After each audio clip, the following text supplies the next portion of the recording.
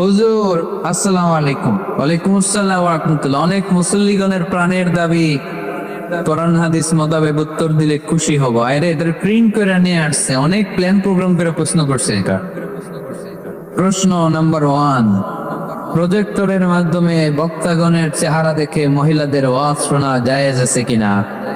আজকে উত্তর দিয়ে দিব। মিডিয়ার লোকেরা সারা পৃথিবী কিলাকিলি লাগাই দিক।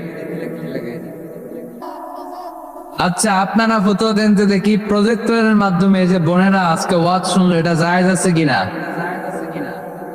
জায়েজ, এটার পক্ষে কে কে দেখি? আপনার জায়েজ নাই, এই পক্ষে কে কে দেখি? আত্মা একবারও যারা হাত তুলেন না, এবার তারা হাত তুলেন। আপনারা কোন দল? জানি না দল না সুবিধাবাদ। আলহামদুলিল্লাহ, আজকে দেড় দুয়ারে অনেক মুফতিদের সাথে পরিচিত হলাম। মুফতিরা ফতোয়া দিয়ে দিচ্ছে। প্রথম অর্ধেক ফতোয়া দিয়েছে জায়েজ, বাকি অর্ধেক ফতোয়া দিয়েছে জায়েজ নেই। আচ্ছা শোনেন তাহলে উত্তরটা। প্রজেক্টরের মাধ্যমে বক্তাগণের চেহারা দেখে আলোচনা শোনা জায়েজ। আলোচনা শোনা জায়েজ ইন জেনারেল। প্রশ্ন বুঝে নেন, ভেঙে চুরি বুঝিয়ে দিচ্ছি যাতে প্যাচ না লাগে। ইন জেনারেলি প্রজেক্টরের মাধ্যমে, ইউটিউবের মাধ্যমে বক্তাকে দেখে দেখে ভিডিওতে আলোচনা শোনা জায়েজ আছে। কারণ রাসূলুল্লাহ সাল্লাল্লাহু আলাইহি সাল্লামের সময় মসজিদে নারীরা আসতো, পুরুষরা আসতো, রাসূল সাল্লাল্লাহু আলাইহি সাল্লামকে প্রশ্ন করত। বাজারে নারীরা ব্যবসা বাণিজ্য করত, একে অপরের সাথে কথাবার্তা হতো কেনার জন্য। সেখানে পুরুষ ব্যবসায়ী তার চেহারার দিকে তাকাতে পারবে, কথা বলতে পারবে। যদি হেজাব পরে থাকে, শুধু ফেসটা খোলা, ফেসটাও ঢেকে রাখলে আরো ভালো। তার মানে পাবলিক প্লেসে নারী পুরুষের জরুরি প্রয়োজনে চাহনি, কথাবার্তা, এটা জায়েজ আছে, এটা জায়েজ।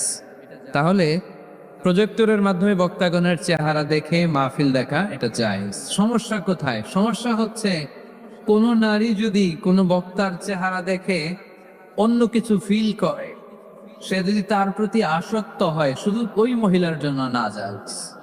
ওই মহিলা ভিডিও দেখতে পারবে না, ওই মহিলা অডিও শুনবে, ওই বক্তার অডিও আলোচনা শুনবে। বক্তার দিকে তাকিয়ে তাকিয়ে বক্তার কথা শুনতে শুনতে যদি বক্তার প্রেমে পড়ে যায়, তাহলে ঝামেলা আছে না নাই?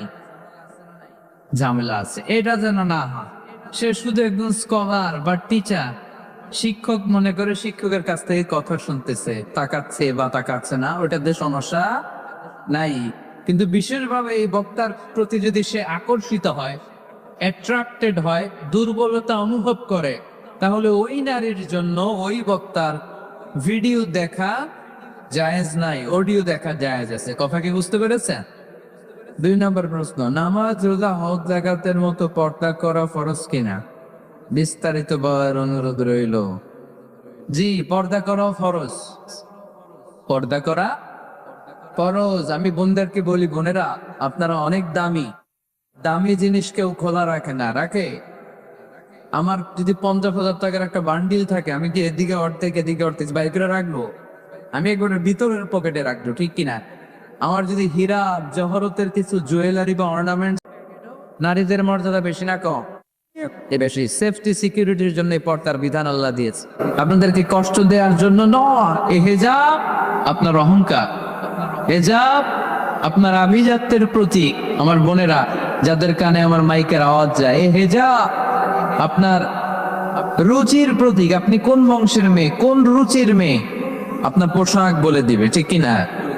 বোরকা পরা একটা মেয়ে যখন রাস্তা দিয়ে হেঁটে যায়, কত ভদ্র লাগে, কত মায়া লাগে, শ্রদ্ধার সম্মানে মাথাটা নিচু হয়ে আসে, ঠিক কিনা? বোরকা পরা মেয়েদেরকে ইফটিজিং করতে দেখছেন?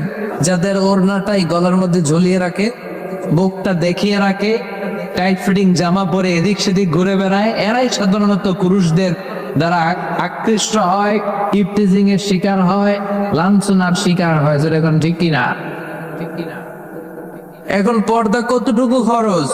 সবচেয়ে ভালো পর্দা হচ্ছে আমার বোনেরা শুধু চোখ খোলা রাখতে, চোখ খোলা, আর বাকি সব ঢাকা, হাতের কবজি খোলা, এতটুকু।